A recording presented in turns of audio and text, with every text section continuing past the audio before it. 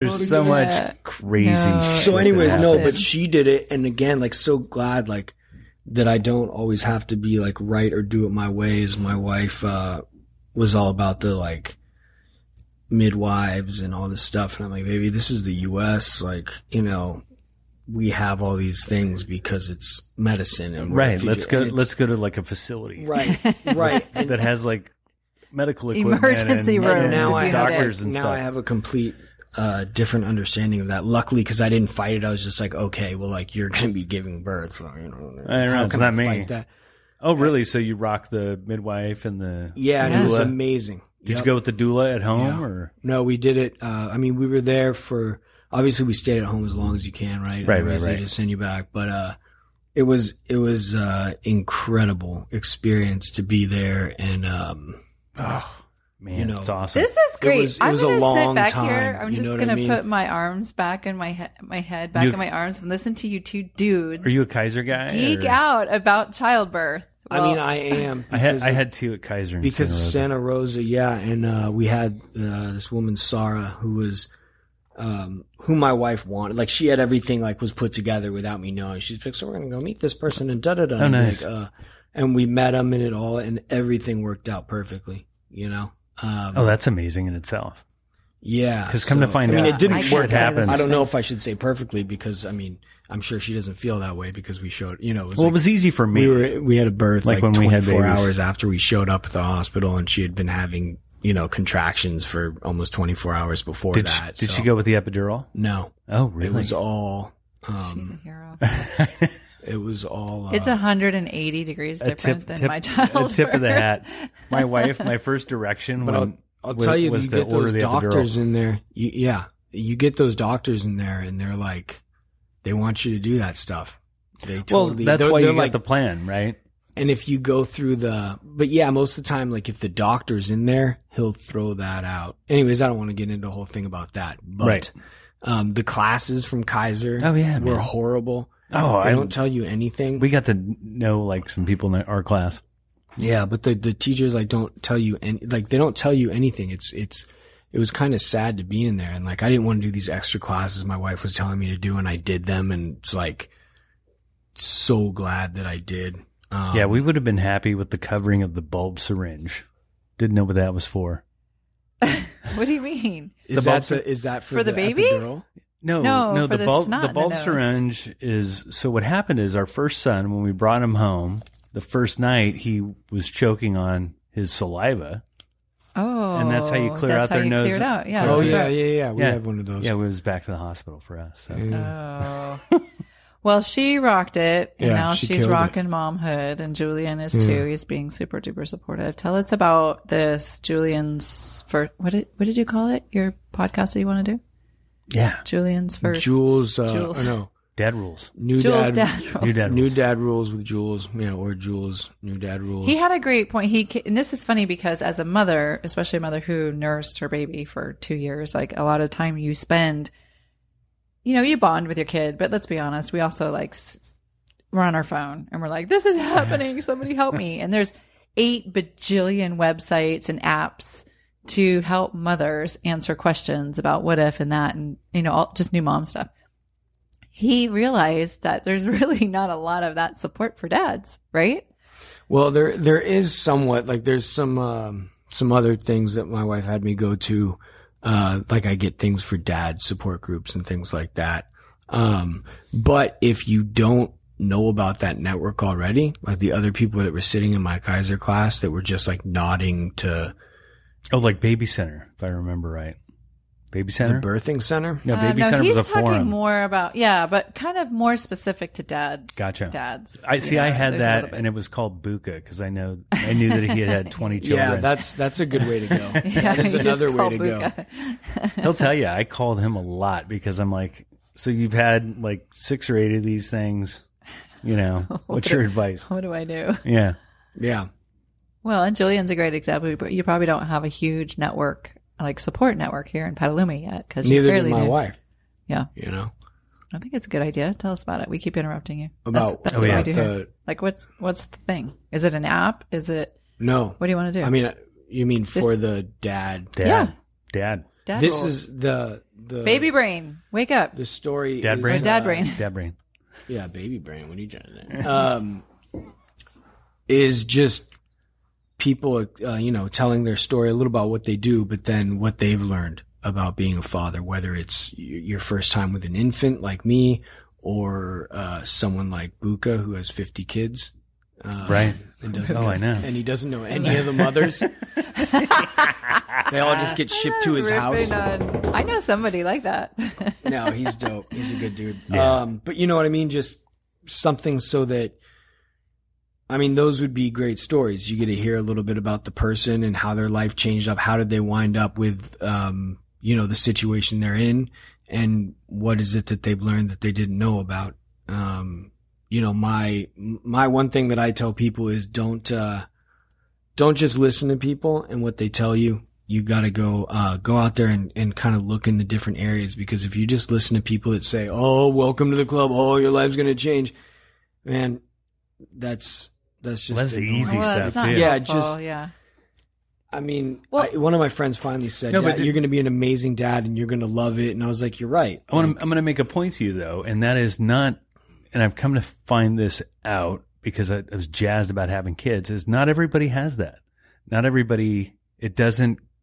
In other words, a good friend of mine told me that once you have a baby, you're going to have all this hardwiring you didn't know, all this programming is just going to light up. It's already it's already in you, and he was absolutely right. But I think that not everybody has that attachment, has that commitment. Well, for a lot of men, it's actually very well known. I know a few myself, but like it doesn't necessarily. You always love your children, like you always love them when they come home, but there's a lot of men who don't connect with their babies for a long time, like sometimes even 2 years or something. Not that they don't have a relationship with them. It's not that. It's like, but the moment the children start to interact with you, start to be able to talk to you, start to be able to play games with you, that sometimes is how long it takes for a father to get super connected to his child. So it's very normal. It's, by the way, that goes both ways.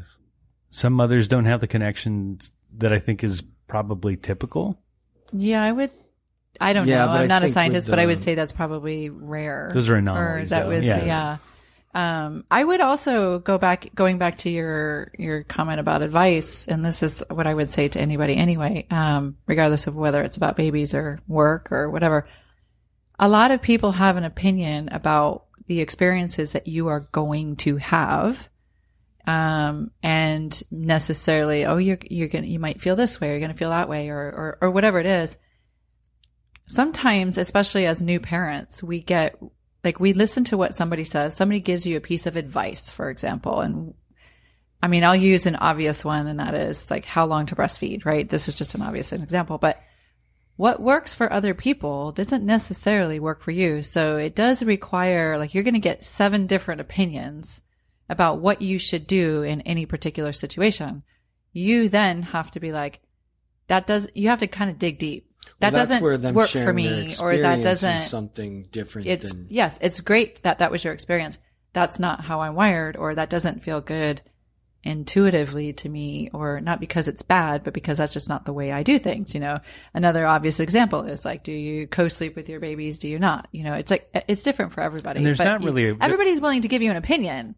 You have to be clear about what works for you and what doesn't. And the other thing is, like, when you're going through the 9 months, even though I was going to all these different places and learning different things, the advice changes the closer you get. I don't really know whether people realize that or not, or whether you tell them where you're at, where you are, all of a sudden it like sparks different things, because people don't always remember everything, not that it's like a traumatic experience that people shut down, but maybe it is a little bit. And so all of a sudden, like, you're at 8 months, and then you start learning this other stuff, and you're like, what? You like never told me that at all? Like, and now I only have a month to prepare. Right. What is it? Like, all of a sudden we were in the class, she was like, and now we're going to talk about the circle of fire. And I was like, what? Circle of fire? Circle of fire? The ring of fire? The ring of fire. The Pacific Rim. All the volcanoes. No, it's the ring of fire is like when the head is, what is it called? Crowning. Oh, yeah. crowning, yeah. And the Ring of Fire. Like, I was just like, what? Like, the craziest stuff. But that's more for her to freak out about. That's like a Johnny Cash thing. Yeah, but he's the one that I think I fell in that burning Ring of Fire. Yeah. Right? Oh my God. That is awful. I would say there's definitely pregnancy and childbirth. There is definitely such a thing as too much advice and too much information. Yeah, because at the end of the day, we did like what my wife was saying. She had the best instincts, and what you said are right. Because now, like, I forget who it was we went into that was telling us, it was one of the midwives actually that we saw after when we went back. Just like intuitively, you guys knew everything to do during the labor, like, and everything that, yeah, it is turned on. And if we had not so much information coming at us like that, I think maybe we'd be able to go a little bit more on that. Like you can hear it sometimes. Ourselves. Yeah. And now that we're home, I'm like able to know what I know I think I should do. And my wife does that. And I think it's why people learn that through the first child, that the second one's easier, besides just the woman's, obviously body being able to do it a second time is already. My second ready. birth was way worse than Oh, really? the first. Is that a thing, or it's easier? I'm wrong. Easier in like the childbirth sometimes. I got to say, yes, for me, it was the the same level of difficulty. For you, but what about your wife? Actually, the second I got to have a big Western bacon cheeseburger. Oh my God. I dropped her off at the hospital way better. in Santa Rosa at Kaiser, and then I drove across the street and got a hamburger. Did she hit you in the head with your hamburger when you got back? Like, this is much easier the second time. I had to drive myself to San Francisco in labor for my second. And now you're going to say only a woman can give life and all that other nonsense. No, of course not. But I drove freaking in labor to San Francisco from Petaluma. That's awesome. That makes me a hero. I drove with my wife in labor. It's drove? It's like the same thing. Have you ever had a contraction? Do you want to do that on 101? Yeah. Is that like when your bank account shuts down? Here's the thing, and you know this. Of which, I need to transfer. It took a day, right? I mean, it takes hours and hours and hours. So I dropped her off, made sure the epidural cart was there, and then I figure I'm good. I could catch a movie, get some food. Epidural cart. I like so we show up Thursday night at 8:30. Put your mouth closer to the microphone. We show up 8:30. Oh, there he is. And yeah, and then I just remember like sitting in this chair and opening my eyes up, and it was like 4 a.m, and one of the nurses being like, "Go back to sleep. You can go back to sleep. Try to go back to sleep." And I was just like, okay. And I just like passed out for another like hour, and she was right, because I needed to be up and like ready to roll again, because my wife was still going through contractions. But I have something funny. I had this. Did you get the full crowning view? No, because we set up a birth plan and we had people that were going to help us implement that birth plan. So I didn't want to see any of that. So I actually didn't see anything like that. Because I had the plan. My plan was to stay kind of upstream. Yeah. And then I was in the shit. I was in the thick of it. You saw it all. If you don't, they put me to work, man. Everyone tells me that. Yeah, all my friends are like, no, it was me holding the leg and the doctor there. Oh yeah, dude. It was like all this shit, and I'm like, look, I'm sure it is like that. I don't know. I feel like I delivered my second son. We had the video camera off to the side of me, obviously. Right? Oh my God, the video camera! Did you live stream? So here's what's interesting. We did not live stream. They took it down. But so it was like sitting on a cabinet off to the side. So obviously they just saw my profile basically, and then I was pushing, and anyway. Without going into too much detail, there was a huge emergency. Crazy SWAT team of doctors came running in, and like shit was like falling over in the room because the doctors couldn't fit in, and they're like screaming and yelling. And anyway, after like a month later, I was like, oh, we videotaped all that, because we were kind of trying to replay the emergency part of it and what happened, and because there was. I don't want to go into detail because it's pretty gross, but there was a particular occurrence in which we were like, we should see if that really got on video. Went back to the video.